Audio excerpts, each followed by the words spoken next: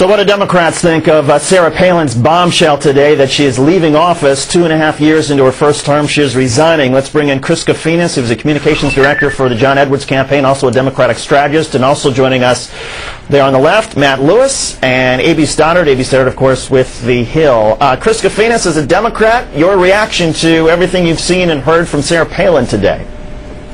Well, I think I'm going to echo what a lot of others have been saying, which is it is a political bombshell. It's quite stunning. I mean, from her remarks, it's hard to figure out exactly why she's resigning. Listen, if it's for personal reasons and to take care of her family, no one's going to begrudge her that. That is the right of anyone, whether in their public life or private life. But if it is, some attempt, I think, to, focus on running for president, I think today is just the further icing on a actually bizarre political career that I think just got a little bit more bizarre. You don't run for president by resigning your term 2.5 years into it as your first-term governor. It just seems a little strange, but from Governor Palin, I have to say, not that surprising. Matt Lewis, we've heard a number of people say that there are going to be Republicans who are always going to be in Sarah Palin's camp. I've heard you a couple of times today talk about being sort of disillusioned and frustrated. Do you believe that there are other Republicans who are also Palin supporters who will feel the way you do after a day like today? Absolutely. I mean, I do agree that there are some supporters of Sarah Palin, and they'll be there no matter what.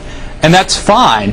But keep in mind, it wasn't just these sort of, redneck grassroots, yokels out there, as some Beltway insiders might think, that supported Sarah Palin. Mainstream conservatives supported her, certainly in her bid for vice president. There were definitely Kathleen Parkers and Peggy Noonans who were critical of her, but most, mainstream conservatives like myself, like Rich Lowry at National Review, Bill Kristol, who are opinion leaders, intellectuals, or even establishment Republican types, were behind her generally. And I think, look, you don't need every establishment Republican behind you to win. You don't need every opinion leader behind you to get the nomination, but you need some of them. And I think at this point, what she has done is she is essentially, assuming she has future political ambitions, which we don't know, but what she has essentially done, I think, is guaranteed that really there's going to be no way that any writer or pundit could make any sort of intellectual defense of her, and that's going to be a huge problem going forward.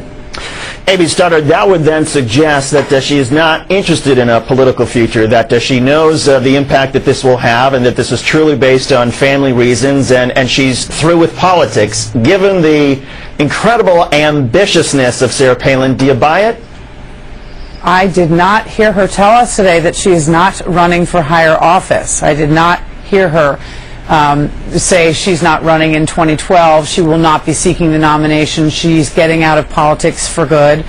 And as we've discussed here, she offered no compelling reason. If there is a personal family reason, she didn't tell us that. She said the reason was she can't be a lame duck. And I thought that was a little strange, because you don't have to spend the rest of your term going on junkets. You can actually stay and govern at the State House and get the work done and work across the aisle with the state legislature and solve problems. I just don't think she gave a good. If it's a family reason and she's leaving politics, I don't think we heard that. And if she's running for 2012, this isn't the way to get there. And as for this discussion about the pull between the base is going to keep loving her and the establishment, I think that Mike Allen made a compelling point. You often hear establishment Republicans asked about Sarah Palin. I mean, about who is the pool of contenders for 2012. They try not to mention her.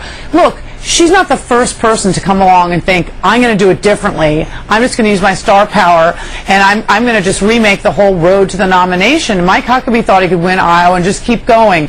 Sooner or later, the establishment helps you get to the nomination. They will cut you off at the knees if you are not their choice. That's just the truth. I'm not saying she's running. I'm just saying that we didn't hear her say that she's not running today, and I think it remains a possibility. And I agree with Joe and everyone else that if she is trying to run this, she's really blown it with this decision. Chris Kofinas, did you hear anything that suggests that she is putting aside her political ambitions? I didn't hear that. The only ambition I heard her put aside is to be the governor of the state that she got elected to 2.5 years ago. You know what's strange about what what her statement today is really kind of emblematic of her performance since basically when she was brought onto the national stage. And I'm not sure if it's because of the people around her or giving her probably the worst political advice in the history of politics, or really is just her own instincts, and maybe a combination of both. For whatever reason, what you basically are seeing is a career that has ended today, and whether she